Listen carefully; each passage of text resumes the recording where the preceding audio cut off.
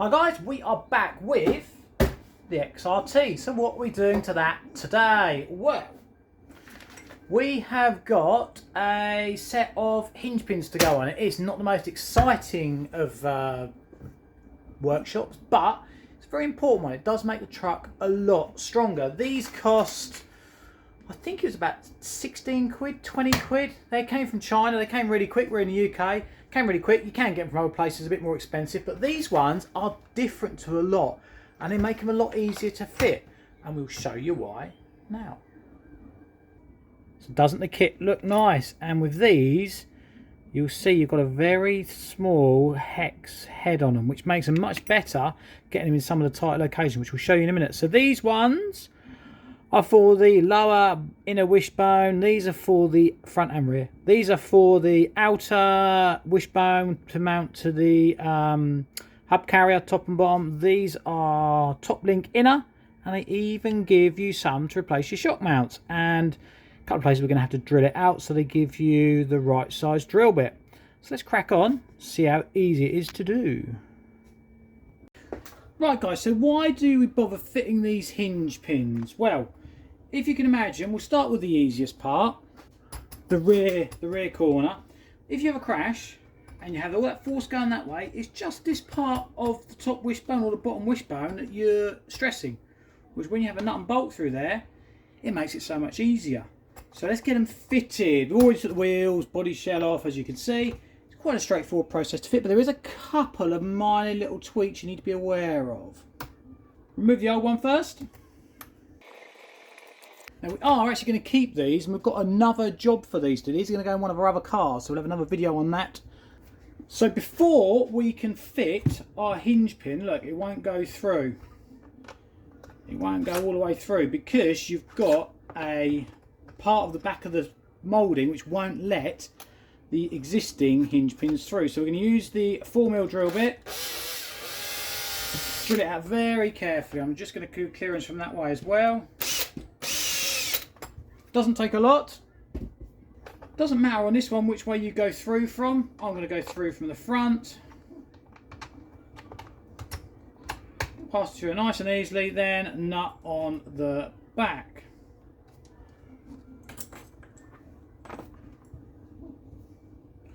$7mm nut and bolt. You can tighten them up, but what I do, I don't tighten them up all the way. I tighten it up so it's tight, then back it off just so that nut turns round. You don't want it pinching up the suspension there, or your suspension will bind up. And as you've got a nylock nut on there, that is not going to come undone.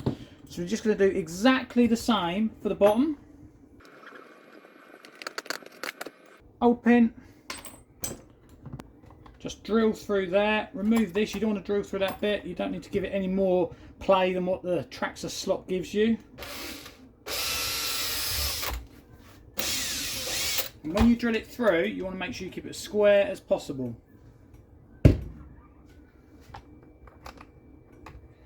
Make sure you put your drive shaft back in if that's come out. And then we just put the pin through.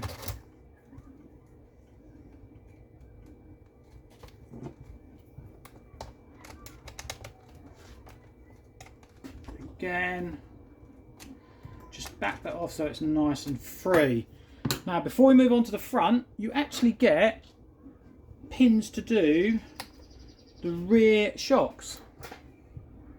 So we're going to do them. But as you'll see, we have our lovely, well-used wishbone protector on here, which was available. We'll leave a link down below in the description.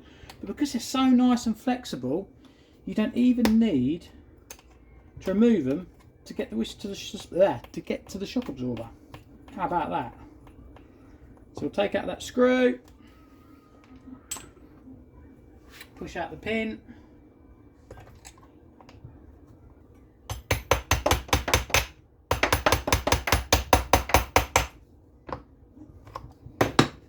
And there is our pin out with a load of dirt that's just fallen out of it. Now, little tip here guys.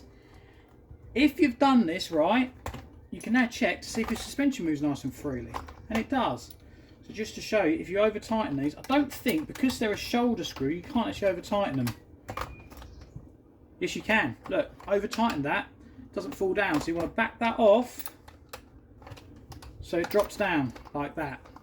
Perfect, that's the way to do it. Now we do have to drill out that hole for the clearance for our black bolt. I'm sure that isn't showing up very well on camera, but they're nice bolts. High tensile steel, I think. So we just need, perhaps I'm going to go for the back.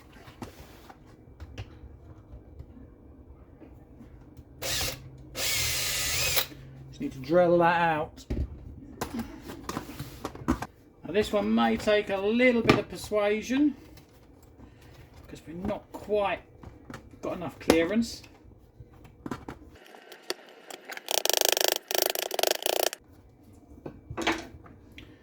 And once we've got that on there, just get a nut on it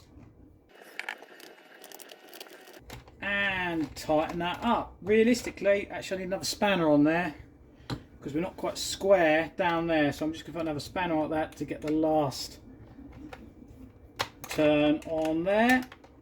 And that is that corner done. I'm going to come onto the front now because the inside's a bit more complicated. We've got to take a few more bits off the truck. Front now. Right, so now onto the front. We have a little different situation at the front here, which is why these pins are so good. So we'll push out this top one. Right, so first of all we just need to drill out this top wishbone. There we go. Just nice and free. Now this is where these pins are so nice. If you put it in from this way, because it's got that really shallow head on it, it doesn't really affect your steering. You could in fact even just take a small amount off that wishbone and it wouldn't affect it at all. Maybe that later, I don't know if it is going to have an effect.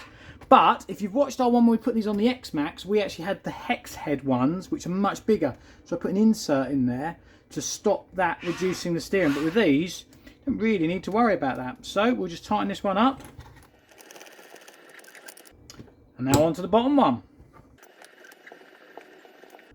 Push out the pin, drill through there, go from this way as well, and this time it doesn't matter which way you put the bolt through, but I'm going to go from the same way just to make it look neater. Nut on there, and that is almost that corner done. One last thing, can you remember what we done at the back? We are going to do the shock. So we're going to remove the shock and see how good a job we've done.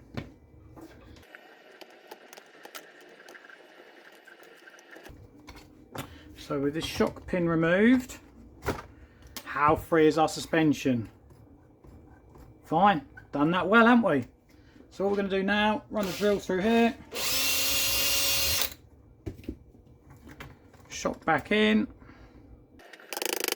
Much easier in the back because we haven't got the wishbone protectors. Job done. Now we're going to work on the inner ones, which are going to be a bit more tricky. We've got to get a bit more access to it.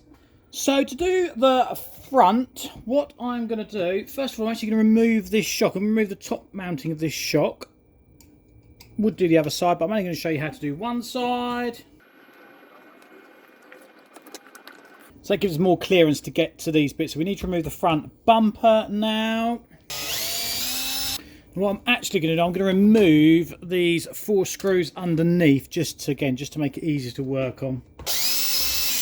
So with those bits off, it now gives us a clear, you can see, it now gives us some clear access to these front pins. I'm going to show you how to do one side.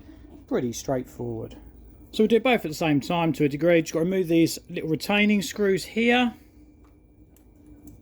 And on the top here, you've got this like little moulding. Again, we're going to keep hold of all of these bits because we're going to use them in something else. Pull the pin out. On the back of the wishbone here, you actually have another little screw there, so we need to remove that. And on this one, we don't need to drill out the back of the wishbone because it already goes all the way through. So we're running actually in the top there. So we've got that there, so we then got to put the nut on the back there.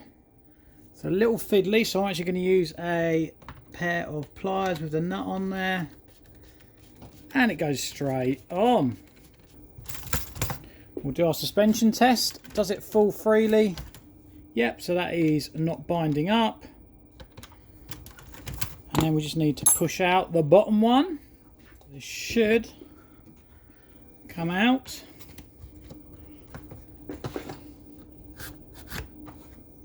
Cool. We haven't bent it either in our runnings. And again, on the back of this wishbone, again, you probably can't see, but there is a little screw which we need to remove. So with that back screw removed, no need to put the drill through it because the pin goes all the way through. It's the longest pin in the kit. And then we just put a nut on the back. And there we have that tightened up. But guys, with it fully tightened up, the suspension doesn't drop.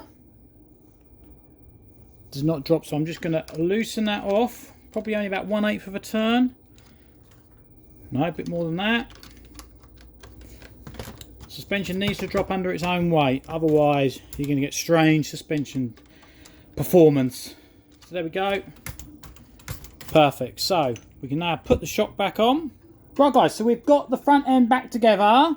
We are now going to work on the rear. But look at this.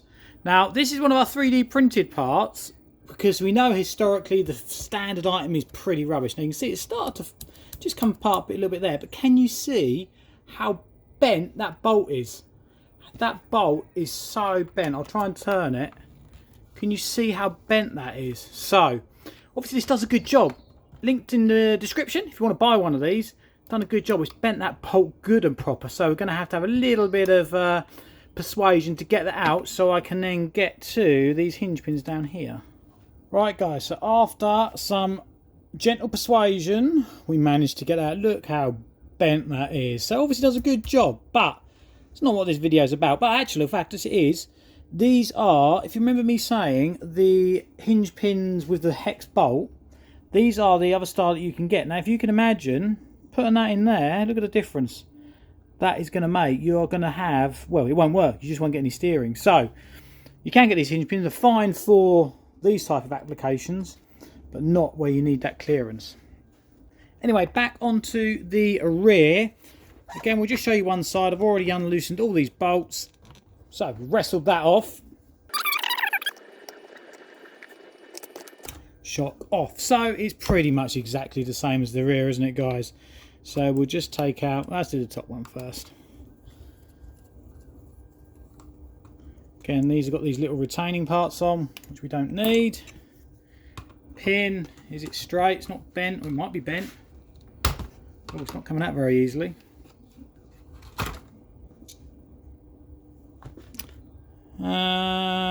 No, it looks like it's bent. No, it isn't bent, so we haven't bent that. So straightforward enough. Oh, we just got this screw on the back of here again to take off. So we just slide the bolt through there. Nut on the back. Ah, now. Right guys, I knew there were some bits on here that are not straightforward. If you can see, we haven't got enough space down here to get a nut on. We probably could get the head in there, but that means having to take all this off. So we're going to have to perhaps remove a little bit of material from there. Right, so I've just removed some material from there. I don't know if you can see very well. Forgot to record it, but it's only a little bit of Dremel work. So that should now give me enough clearance to get me nut on there. Of course, you could, I suppose, took a little bit of material off the arm if you wanted, or you could just not bother to do this one, but I'm going to do it. I want to do all of them. Tighten it up onto there. We'll do a little suspension check. Nice and free. So there we go. That is that one on there. Just need to do the bottom arm now. So now, moment of truth, is this is the pin bent? There we go. Out we are. That's perfectly straight. Again, just need to take the, well, you can't see, the little screw off the back there. There we go. Then the longest pin in the kit just goes through there. I'll get a little tap.